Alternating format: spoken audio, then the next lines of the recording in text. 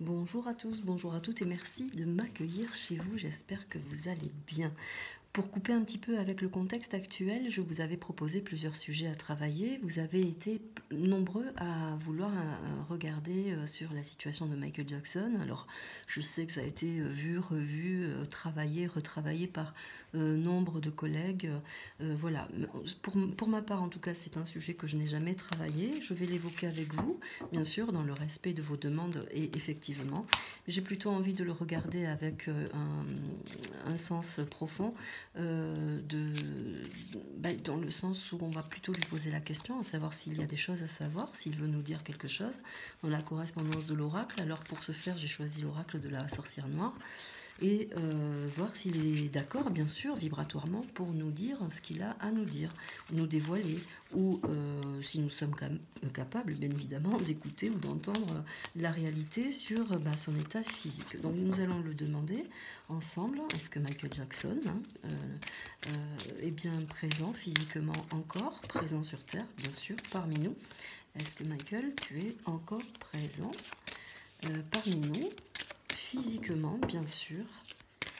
Et as-tu quelque chose à nous dire? As-tu quelque chose à nous faire entendre ou comprendre? Qu'en est-il de ton état physique? Qu'as-tu à nous dire? Merci à lui, bien sûr, évidemment, merci aux cartes. On y va, on le regarde à la coupe. Est-ce que Michael Jackson est toujours physiquement présent? À la coupe. Le crapaud, bien sûr, je vais vous les montrer. Je vais vous les expliquer, évidemment. Alors, pour moi, il est quand même important de prendre la conscience de la situation vis-à-vis de la question, car je ne peux pas me permettre d'oublier ou d'échapper peut-être à ce que l'oracle va me dire.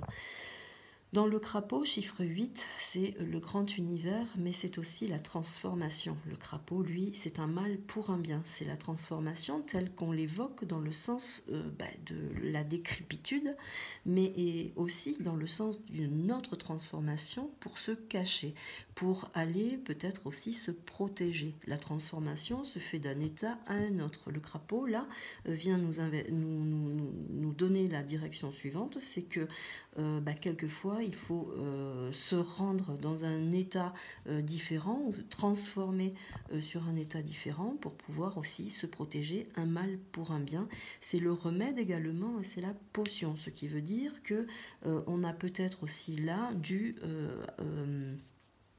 avoir accès à des remèdes, à des médicaments, mais aussi pour une transformation, parce que là, ça évoque quand même, le remède et la potion, ça évoque la transformation.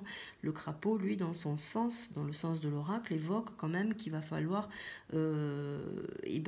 muter sur autre chose, se transformer. J'ai pas d'autre mot là, c'est vraiment le cadre de l'oracle tel qu'il est dit. Donc là, peut-être que dans ce qu'on a à apprendre, c'est qu'il est sous un autre, pour l'instant, sous une autre forme, sous un autre regard que l'on ignore pour l'instant, et qu'il a dû certainement, bien sûr, avoir affaire à des potions, peut-être à des chirurgies, à des élixirs, pourquoi pas, ça peut être de tout ordre, pour pouvoir entrer dans cette transformation. Mais de toute évidence aussi, il est clair que pour arriver là où il était, il avait besoin de changer, de changement, et qu'il a bien sûr fonctionné avec beaucoup aussi d'élixirs, de remèdes, d'opérations, etc. Nous le savons déjà. Mais quand même, vous voyez, à la base, cette carte est très explicite, donc il faut y voir quand même quelque chose d'assez pondéré, je pense, tout en étant bien sûr dans la corrélation de ce qu'il est, de ce qu'il a été, on va le dire comme ça. Voilà à la coupe ce qu'il y a. Nous continuons. Est-ce que Michael Jackson est toujours là, présent physiquement avec nous? Nous allons le regarder et l'étudier. Alors, nous allons interpréter carte avec carte, bien sûr, parce qu'il faut toujours les mettre dans le mouvement de ce qu'elles ont à nous dire. Nous avons là, alors, dans la transformation, parce que là on arrive quand même dans l'ordre d'une voyance, on est bien d'accord. On peut avoir accessoirement des indices sur ce qu'il est, ce qu'il a été, ce qu'il a vécu. On peut avoir des indices, bien évidemment, parce que ça nous met sur la voie. Là, en l'occurrence, il s'agit quand même d'interpréter une voyance dans l'état actuel des choses. on est bien d'accord. Donc là, vous voyez, cette transformation est due à une nécessité. Pourquoi? Parce qu'il y a eu des attaques. On a été contraint à se protéger parce que quelqu'un avait l'emprise sur soi-même. C'est l'affrontement, c'est le litige. On sait tous qu'il a eu de gros soucis, bien évidemment, hein, d'où la corrélation avec la réalité. C'est les adversaires qui sont désignés. Alors, les adversaires désignés, ça veut dire que des gens, certainement, devaient s'en prendre à lui, parce que l'attaque, c'est quelque chose de gratuit, hein, c'est quelque chose de délibéré. Hein, on est bien d'accord. Donc, ce qui veut dire que pour s'en protéger, d'où l'investissement d'un changement de corps, peut-être aussi, était nécessaire pour une question de vie, de survie. Et que là, dans le fait d'attaquer d'une façon délibérée, hein, parce qu'on parle bien d'adversaire désigné, ce qui veut dire qu'il devait aussi déranger énormément. Il devait certainement avoir une position. On connaît tous, bien sûr, son succès, mais que derrière tout ça, par rapport à ce qu'il a vécu, peut-être également, il devait également certainement déranger énormément ou avoir matière certainement aussi à déranger, d'où l'état de réorienter un petit peu sa notion, son apparence.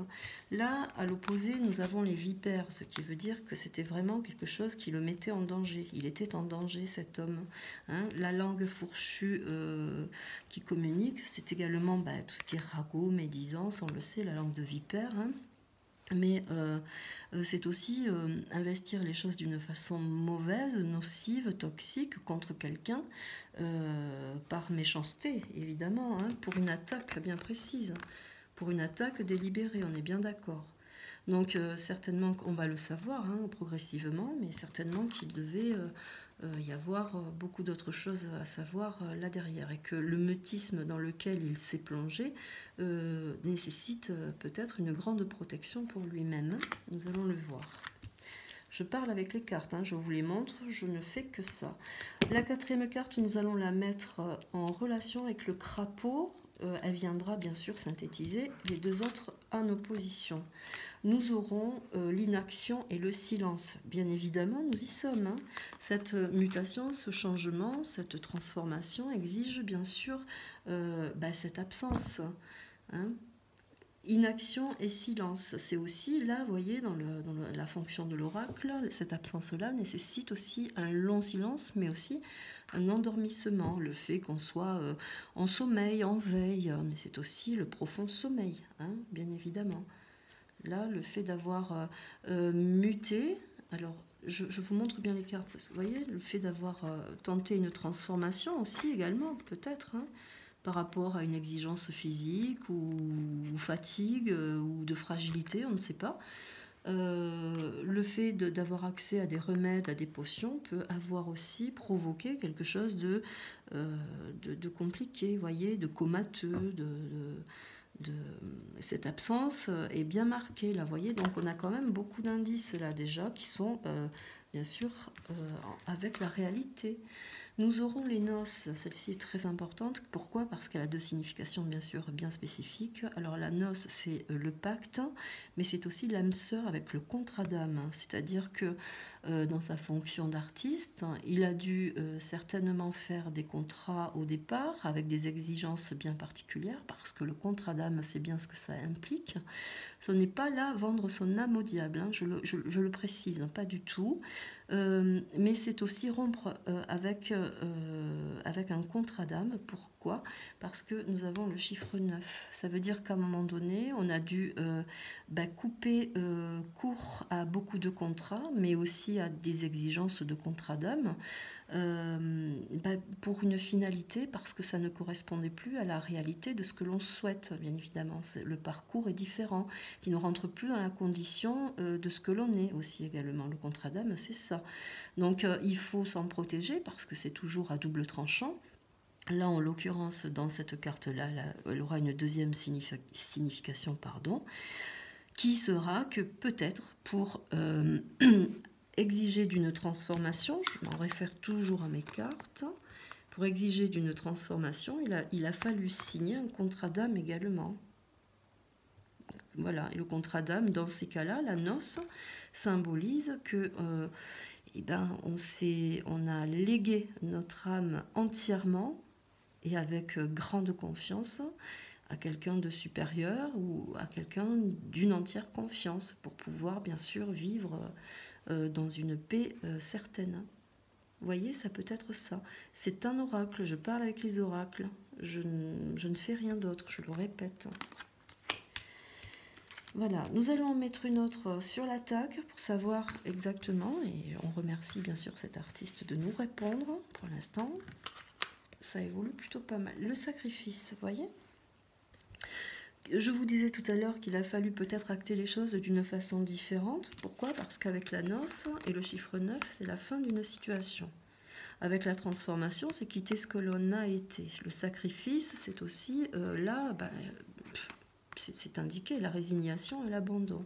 Ce qui veut dire qu'il a abandonné complètement et sereinement, d'une façon délibérée, car le contrat d'âme vient amener cela, d'une façon délibérée et propre à lui. Il est venu signer un changement pour un sacrifice. Voilà. Mais regardez bien, il y a marqué « nous sommes héritiers de nous-mêmes », ce qui veut dire que dans ce sacrifice, et ce chiffre à l'unicité numéro 1, ça veut dire que ça a été délibéré, c'est un choix, ça a été choisi.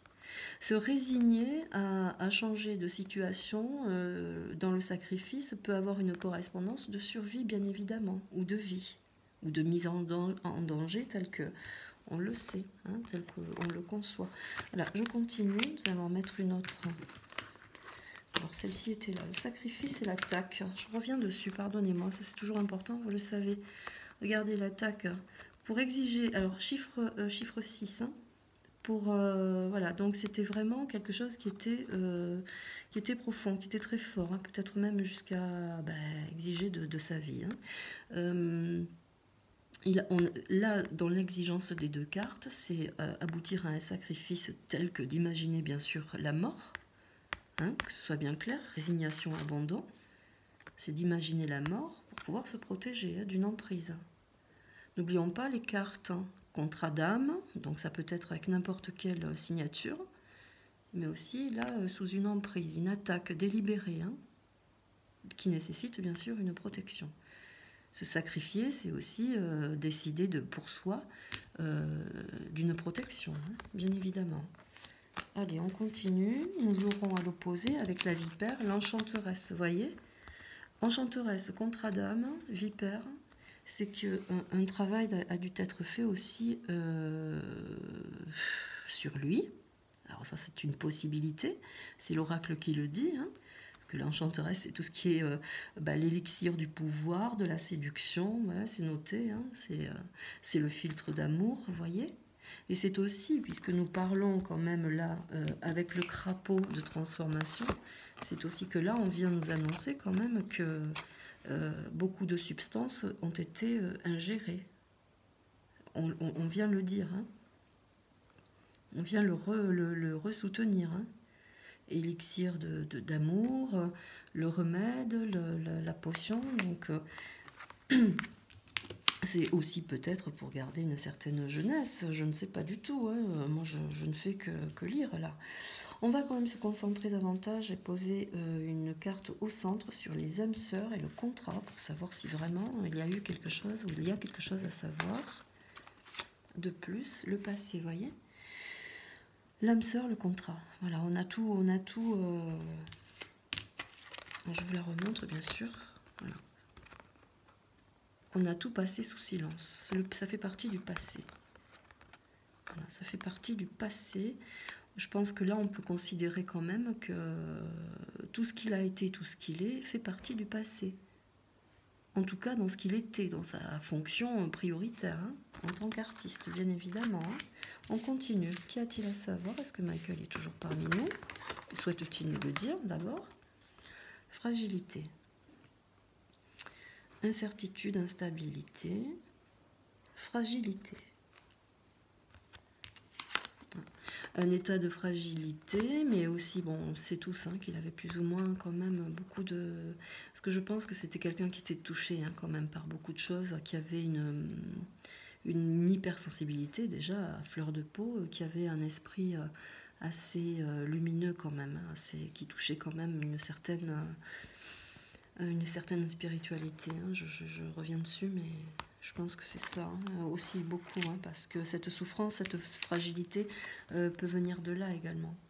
Mais là, ça indique bien que malgré toute la force qu'il ait pu avoir aussi dans cette fragilité, parce qu'une fragilité peut amener aussi beaucoup de force derrière, c'est l'instinct toujours qui remonte en surface. Et bien là, il suffit d'un coup de vent pour que tout se brise, vous voyez comme c'est noté. Il suffit de lâcher prise et puis paf, c'est terminé. Allez, on continue, savoir ce qu'il a à nous dire. Est-ce que tu es toujours parmi nous? Le chat, attendre le bon moment pour agir. Alors ça signifie que on se cache. Ça veut dire qu'on se cache, mais c'est aussi un jeu, c'est une ruse, c'est un jeu. Vous voyez, on est là dans une attente. En plus, chiffre 2, c'est un peu aussi la dualité, mais c'est aussi d'attendre le moment pour sortir de sa petite cachette. Vous voyez, attendre le bon moment pour agir. Ruse et jeu. Voilà, peut-être aussi que l'aspect du chat fait en sorte que c'est un personnage qui est quelque part et qui regarde ce qui se passe. À savoir si c'est dans un sens vibratoire spirituel ou si c'est vraiment dans un sens vibratoire physique. Là, on va voir. Alors, es-tu toujours parmi nous ou vas-tu nous faire l'honneur, le privilège de revenir, de réinvestir une vibration? La cage, vous voyez? Lâcher les pensées obsessionnelles, l'enfermement, l'obsession. La cage, c'est l'enfermement quand même. Hein, c'est l'enfermement. Mais on ne dit pas, à aucun moment, on nous dit que c'est la fin. Hein. Au contraire, là c'est plutôt je reste caché, je reste... ouais, ça m'émeut quand même là parce que on va voir un peu plus loin. La porte. Une porte est ouverte. Ce sont les opportunités, les réalisations. Avec la cage, ça veut dire qu'il y a une probabilité de retour également. Je le dis tel que je lis mes cartes. On va en tirer une autre. Probabilité de retour. Mais qu'à un moment donné, il faut attendre le bon moment. Hein, il faut attendre le bon moment. L'opportunité. La réalisation par rapport à la ruse et au jeu. On réfléchit à une stratégie également, puisqu'on attend le bon moment. Hein. Alors, celle-ci, ce sera la matérialisation et l'animation. Voilà, c'est l'incarnation également. Celle-ci vient évoquer, bien sûr, qu'on attend le bon moment, avec la carte antérieure, mais le bon moment pour pour revenir. Hein. Incarnation, il s'anime et se réanime. C'est la matérialisation, c'est l'animation. Voilà, attendre le bon moment, les opportunités, se réaliser à soi-même. En plus, c'est marrant parce que, regardez, je trouve qu'il a quand même une certaine configuration identique à son personnage. C'est assez troublant. La porte, c'est aussi la grande connexion de l'esprit, de la spiritualité. Hein. Attention, hein, c'est quelqu'un de très éclairé, hein, qui sait exactement ce qu'il fait. S'il est toujours là physiquement, il sait exactement ce qu'il fait. Il a compris beaucoup de choses. Il est dans une grande sagesse spirituelle, mais aussi une grande connaissance. Hein. Le 11, ça symbolise vraiment la grande connaissance par rapport à l'esprit, à l'âme. Et puis contre Adam, bien sûr, juste avant, voilà. Hein. L'incarnation, alors on ne parle pas de réincarnation, hein, vous avez compris, on parle d'incarner une situation. D'incarnation, ce qui veut dire qu'il y a une possibilité de matérialisation à un moment donné, sous une autre forme, vous voyez. N'oublions pas le crapaud, la coupe. Hein. Je vais garder le crapaud et on va voir. Pardonnez-moi, ça risque d'être un peu long, mais c'est vraiment... je suis moi aussi là dans l'expectative. Tout comme vous. Alors, nous allons voir avec le crapaud. Qu'en est-il? Est-ce que Michael Jackson est toujours sous un aspect physique? Qu'a-t-il à nous dire? Y aura-t-il un retour possible? Pourquoi pas? Nous allons le regarder. Michael Jackson, vas-tu revenir?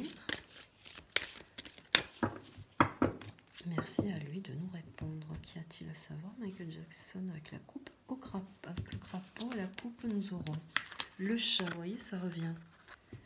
Attendre le bon moment pour agir sous une autre forme. Le crapaud, un mal pour un bien. Le remède, la potion. Vous voyez? Prendre des substances pour apparaître sous un autre sens, un autre aspect. Le chat, attendre le bon moment pour agir. La ruse et le jeu. Je vais continuer quand même. Hein. La ruse et le jeu, qu'en est-il pour Michael Jackson? S'il nous regarde, oh mon Dieu.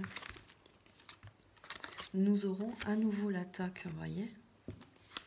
À nouveau l'attaque. C'est quelqu'un qui a dû se protéger, parce que le chat, la ruse, le jeu, c'est rentrer dans un jeu, mais c'est aussi la ruse, c'est la façon très intelligente de pouvoir se protéger par rapport à une situation difficile. Là, en l'occurrence, vous voyez, ça revient. Hein, l'attaque, l'affrontement, le litige. Ah oui, c'est quand même incroyable, là. Je ne m'attendais pas du tout à ça. Nous aurons la noyade. L'égoïsme est mortifère. L'égoïsme et la tromperie. On va reposer quelque chose là, parce que la noyade, c'est l'émotion. Hein. C'est tout ce qui est émotionnel et se rendre compte aussi. C'est remonter dans l'évidence qu'on a été trompé. Hein. Qu'on a été trahi, bien évidemment. La noyade, c'est tout ce qui concerne l'émotionnel. Hein, dans la fragilité qu'il y a eu tout à l'heure. Hein. C'est émotionnellement, c'est quelqu'un qui s'est noyé dans son propre sentiment par manque justement de vérité, hein, par manque justement de sincérité, d'authenticité. Chiffre 3, impossibilité de communiquer la réalité. Vous voyez? Impossibilité, ça c'est très important, hein. L'égoïsme est mortifère. Égoïsme et tromperie. Ça veut dire qu'il n'a pas pu dire ce qui est la vérité. Voilà. Et qu'il vaut mieux quelquefois, voyez, redescendre dans les... Ça, c'est les eaux troubles, mais aussi quand on remonte en surface et que c'est compliqué. C'est pouvoir se regarder, c'est le reflet de son propre regard, pour ne pas perdre de vue qui on est. Retrouver son visage, retrouver sa face. Vous voyez, il y a beaucoup de connotations derrière. Moi, je suis assez émue dans ce que je lis. Allez, on continue. Qu'y a-t-il à savoir? Le miroir, vous voyez? Incroyable. Le pouvoir de la pensée engendre la clarté. C'est la visualisation, c'est l'invocation. C'est aussi se retrouver dans un autre aspect, mais c'est aussi être derrière un miroir pour pouvoir mieux regarder les choses. Attention, hein. C'est un pouvoir. N'oublions pas, là quand même, avec le chat, c'est assez incroyable là ce qui se passe. On ne parle pas de décès, hein. Pas du tout. Les noces, ça revient. Les noces. L'âme sœur. L'âme sœur, c'est aussi dans le contrat d'âme, c'est aussi l'amour qu'il peut avoir dans toute sa condition également. J'ai oublié de vous le dire tout à l'heure, mais c'est l'amour sincère. L'âme sœur, c'est la puissance de l'amour dans le plus haut point, hein, dans le plus haut sens. Hein. Ouais, c'est très intéressant. Allez, une petite dernière, on va bien la réfléchir, savoir. Moi, je pense qu'il y a quand même... Michael, est-ce que tu vas réapparaître? Est-ce que tu veux nous le dire? Est-ce que nous pouvons comprendre que tu es toujours là physiquement? Incarnation, matérialisation, animation. Alors là, on parle d'incarnation. Alors attention, parce que c'est pas une réincarnation. Ça veut dire que quand on incarne quelque chose, ça veut dire qu'on arrive sous un autre aspect. Hein. Ça, je tiens à le dire. Hein. C'est l'oracle qui le dit. Hein. Une réincarnation, il faut mourir pour revenir. Mais là, une incarnation, ça veut dire qu'on incarne une autre possibilité, une autre situation, un autre état, un autre personnage. Oui, là, Alors, allez, une dernière. Michael Jackson. Est-ce que tu es toujours parmi nous? Qu'y a-t-il à savoir? Vas-tu revenir? Vas-tu te rematérialiser, comme tu le dis si bien? La rencontre, les retrouvailles et le rendez-vous. Le destin est à l'œuvre. Oh là là là là là là. Le destin est à l'œuvre, ce qui veut dire qu'il a fallu peut-être tout ce temps nécessaire pour pouvoir se comprendre, s'orienter, se réorienter, attendre aussi peut-être qu'il avait tout compris, hein, c'est ce qu'on disait tout à l'heure, parce que avec le chiffre 11 là, que j'ai perdu, mais c'était dans la première coupe, oui c'était dans la première coupe, pardon, et bien le chiffre 11 pardon, c'est la grande connaissance, hein. Et puis le fait qu'il soit attaqué constamment, ça symbolise là qu'il a dû vraiment se protéger d'une façon indéfinie, en connaissant peut-être la situation dans laquelle nous sommes amenés, nous, hein. Il peut y avoir cette corrélation, hein. Moi, je le sens comme ça, qu'il était avant-gardiste, certainement, qu'il a dû comprendre tout ce qui se passait, tout ce qui se complotait autour de lui, parce que l'attaque, là, c'est l'emprise la plus extrême. C'est la menace la plus forte, là. Retrouvailles et rendez-vous. Il se pourrait bien, moi j'ai envie de dire ça, parce que dans ma vibration, c'est ce que je ressens. Je ressens pas du tout quelqu'un qui s'est éteint. Parce que vous voyez, même moi, je ressens quelque chose d'opaque, là, quelque chose de doux. Après, c'était quelqu'un de doux, c'est quelqu'un de doux. Mais dans la vibration, je suis assez sereine, hein. Moi, j'ai envie de penser ça, et je vous le dis, je pense que... ouais, je ne pense pas, je pense qu'il se... Moi, je ne crois pas à la mort de cet homme. Je n'y crois pas. Je n'y crois pas. Je ne sais pas comment vous dire ça. Je ne le ressens pas du tout. Le destin est à l'œuvre. C'est quand même intéressant. Retrouvailles, rendez-vous. Il faut encore du temps, un peu de temps. C'est très beau. Moi, je reste sur cette jolie carte pour lui, donc avec la bougie que j'ai allumée à côté, bien sûr. Donc j'ai envie de rester là-dessus et de penser que cet homme, c'était un grand homme. J'ai envie de le dire parce que dans ma sérénité, là, je le sens, je le ressens. C'est toujours très important. C'est apaisant, d'ailleurs. Voilà. Merci à lui en tout cas, merci à vous d'avoir tenté de m'ouvrir cette possibilité sur ce genre de questionnement. C'est une première pour moi, je vous en remercie beaucoup. J'espère vous avoir apporté un maximum d'éléments. En l'occurrence là, s'il n'y a ni le sens de la vie tel qu'on la comprend et ni le sens de la mort tel qu'on la connaît, j'ai envie de dire que l'oracle nous permet d'imaginer qu'il y aura un retour. C'est l'oracle qui le dit. Peut-être aussi que cet artiste ne permet pas de dévoiler l'entièreté de sa vérité non plus. Voilà, merci à vous, à très bientôt. Au revoir.